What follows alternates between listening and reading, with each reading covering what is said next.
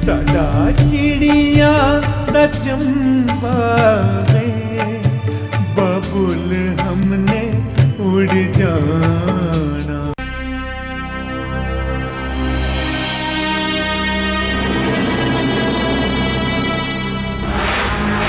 Mister लक्ष्य, आपने जो मेरी बहन के साथ किया है ना, उसके लिए आपको आज तो क्या पूरी जिंदगी शर्मिंदा रहना पड़ेगा। क्योंकि इंसान दूसरों से झूठ बोल सकता है, लेकिन अपने आप से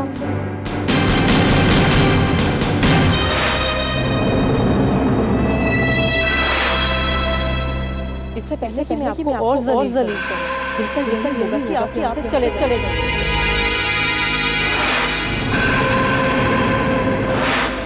भले ही आप हैसियत से हमसे बड़े, लेकिन इज्जत के मामले में बहुत छोटे।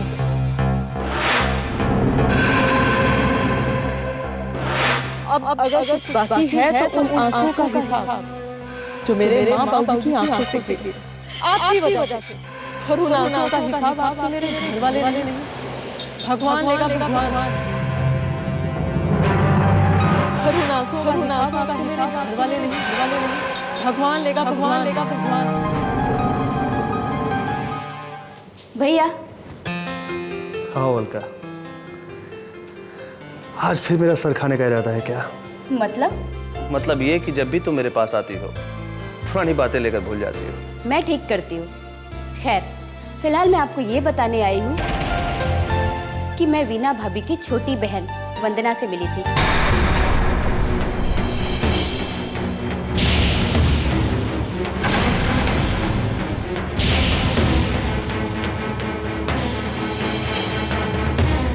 भले ही आप हैसियत में हमसे बड़े, लेकिन इज्जत के मामले में बहुत छोटे। भैया कहाँ खो गए आप? मैं आपको बता रही थी कि मैं वंदना से मिली थी, और आपको पता है वो भी मुझसे नफरत करती है। भैया, मैं तो आपसे कुछ और कहने वाली थी। मैंने गलत नहीं कहा, मैंने ऐसा इसलिए कहा क्योंकि मैं उसकी नफरत झेल चुका हूं। क्या आप वंदना से पहले मिल चुके हो? हाँ, लगता है ऊपर वाले की मुझसे खास दुश्मनी है। जिस शख्स से मिलकर मेरे दिल का दर्द बढ़ जाता है, इत्तेफाक से मुझे उसके सामने ही लाकर खड़ा कर देता है। तो आप खामोश क्यों रहे भैया? क्या जवाब देता उसे मैं? उस परिवार का गुनहगार जो हूं मैं। फिर वही बात, गुनहगार आप नहीं बाबूजी हैं। उस बात से उन्हें क्या मतलब? भैया, मैं वंदना से बात करूंगी। नफरत को मिटाना आसान नहीं होता।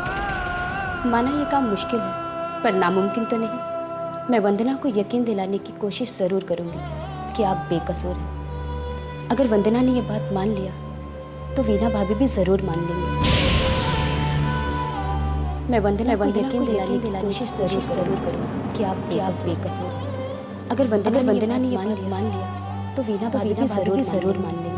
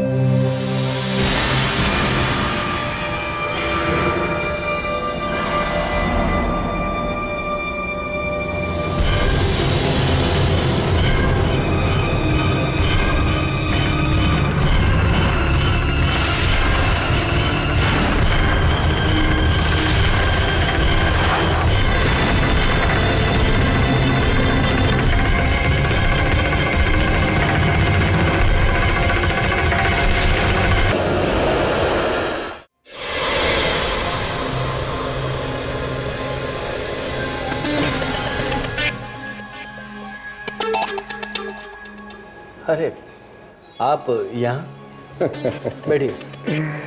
अरे क्या करें भैया, हमारा दिल ही कुछ ऐसा है ठोक बजा के। क्या बात है, बहुत टेंशन में दिखाई पड़ रहे हैं। आपने देखा ना, इतनी मेहनत करने के बाद भी वो बॉस कैसे बात करता है। एक तो पगार कम देता है और ऊपर से। हाँ भैया, ये खातिर तो हमारे गांव के लोग एक कहावत कहते हैं, नो करी मतलब ना करी। क्योंकि भैया नौकरी करोगे तो गाली तो सुनना ही पड़ेगा। अरे क्या रखा है ये 7-8 हजार का नौकरी में, कौनो अपना धंधा क्यों नहीं जमाते हो? मैं कुछ समझा नहीं। बात को जल्दी समझते नहीं हो बबुआ, इसीलिए पीछे हो। देखो, हमरे पास एक रास्ता है, महीना में कम से कम 1 लाख रुपए का इनकम करा सकते हैं तुमको। हाँ, 1 लाख रुपए की इनकम? तनी तनी धीरज रखा, धीरज रखा। क्या लाख का नाम सुनते ही कुर्सी छोड़ने लगे? अरे बाबा, कपड़ा का कपड़ा का ऑर्डर लाओ, माल बनाओ। 10 लाख का माल भी महीने में बनाओगे तो बचत 1 लाख रुपया हो ही जाएगा, ठोक बजा के। हाँ। अगर ऐसा है तो देर क्यों? आप बात कीजिए, मैं ये काम करने को तैयार हूँ। अरे बात तो हम कर ही देंगे, लेकिन वो क्या है ना कि डिपॉजिट के लिए पैसा तो देना पड़ेगा ना। कितना? यही कोई ज्यादा नहीं, 10 लाख। उस पर तुमको पूरा माल मिल जाएगा ठोक बजा के। अब 10 लाख? अरे बबुआ, 10 लाख बोला हूँ, 10 करोड़ नहीं। देखा प्रकाश बाबू, तुम हमका शरीफ, सीधे साधे और वक्त के मारे लगे, इसलिए हमने तुमको रास्ता बता दिया। अब आगे तुम्हारी मर्जी। और हाँ, दोबारा ही बनारसी से मिलने का मन करे तो याद कर लेना, बनारसी खुद ही मिलने का ठोक बजा के। अच्छा तो जय राम जी की।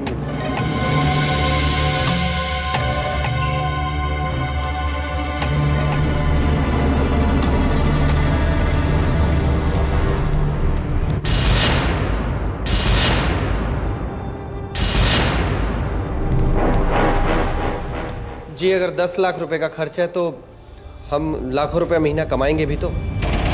बेटा, तेरी बात बिल्कुल ठीक है, लेकिन ये 10 लाख रुपए रकम तो बड़ी है, लेकिन इंतजाम तो करना ही पड़ेगा ना।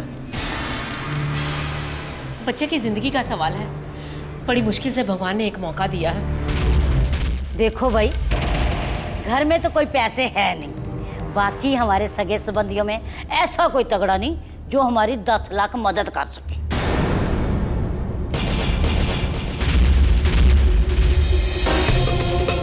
माँ, आपने सही कहा, लाला जी से तो कोई उम्मीद नहीं की जा सकती। जो इंसान मोटरसाइकिल के लिए 50,000 रुपया नहीं दे सकता, वो 10 लाख खाक देगा।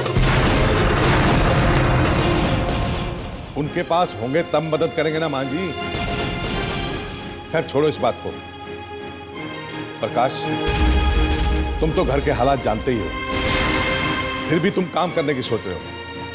आखिर क्या सोचा तुमने? हाँ बाबूजी, मैं सोच रहा था कि अगर हम अपनी दुकानें बेच दें तो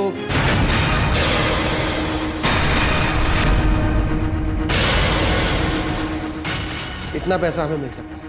दुकानें? अरे तुम जानते हो ना, उन्हीं के किराए से तो घर चल रहा है। बाबूजी, बात सिर्फ 1-2 महीने की तो है, और फिर उसके बाद पैसा भी तो आने लगेगा ही ना। फिर तो सही है। प्रकाश ठीक ही तो कह रहे हैं ना, बेच दो दुकान। ठीक है, अगर आप लोग कहते हैं तो दुकान बेच देते हैं। ये क्या करने जा रहे हैं आप लोग? घर की रोजी रोटी बेचने की तैयारी कर रहे हैं? तो क्या करें, ला कर दे सकते हैं 10 लाख। मेरे लाला जी की इतनी हैसियत ही नहीं। हैसियत नहीं है तो बीच में बोलती क्यों हो? मैं भी वही कहना चाहती हूँ कि जो काम करने की हमारी हैसियत ही नहीं, वो काम हम क्यों करें? अच्छी खासी नौकरी है इनकी, इनकी तनख्वाह और दुकानों के किराए से ये घर अच्छी तरह से चल सकता है। तो क्यों बेवजह हम दुकानों को बेचने का इतना बड़ा जोखिम उठा रहे हैं? लो सुन लो इसकी बात। अब इस घर में इसका हुक्म चलेगा। तू कैसी औरत है जो अपने आदमी की तरक्की में ही बांधा बांध रही हो। बहू बिल्कुल ठीक कह रही है। इतना बड़ा कारोबार करने की हमारी हैसियत नहीं है। तुम दिल लगा के नौकरी करो ना। अगर इतने बड़े कारोबार में हमें घाटा पड़ गया तो हम दुकानें भी गंवा बैठे।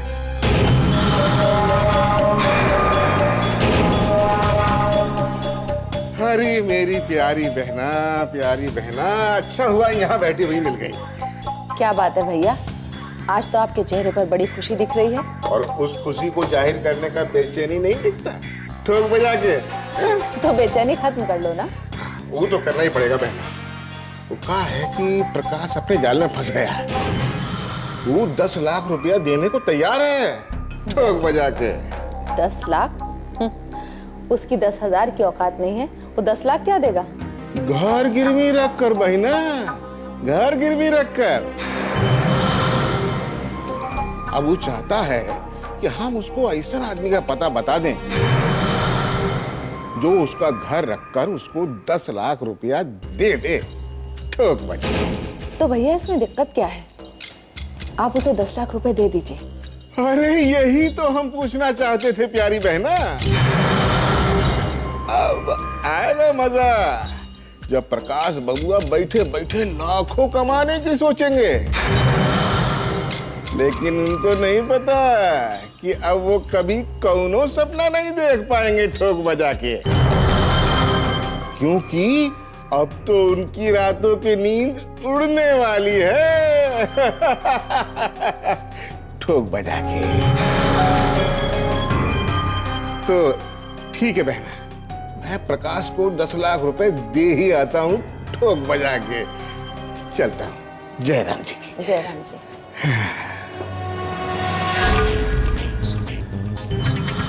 बाबूलाल, जिस तरह तुमने मेरे पति को धोखा दिया, मेरे पति जो तुम्हें दोस्त नहीं बल्कि भाई समझते थे, उनकी पीठ पर छुरा भोगा, उसी तरह मैं भी तुम पर वार करूंगी। तुम्हारी वजह से दुनिया वालों ने मेरे पति को बुज़दिल कहा, उनकी मौत पर आंसू बहाने को गलत कहा। उसी तरह तुम्हारी मौत पर भी कोई आंसू नहीं पाएगा। मैंने तुम्हारी जिंदगी को मजाक में बना दिया, तो मेरा नाम भी मैं नहीं। आओ आओ मोनिका, तुम यहाँ बैठो। क्या बात है भाभी, आप बहुत बेचैन लग रही हो। कहीं ये बेचैनी भैया के इंतजार में तो नहीं? बेचैनी इंतजार की ही है, लेकिन मैं इंतजार तुम्हारे भैया का नहीं बल्कि तुम्हारा कर रही हूँ। मेरा? कोई खास बात करनी थी भाभी? हाँ, बहुत खास बात। तुम यहाँ बैठो।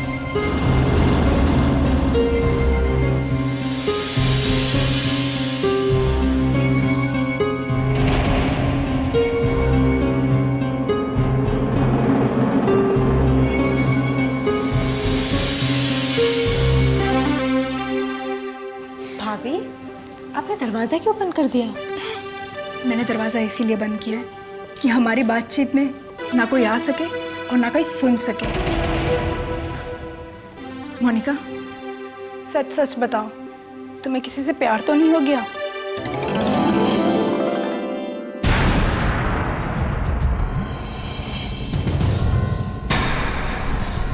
वो भाभी, मैं आपको हाँ या ना?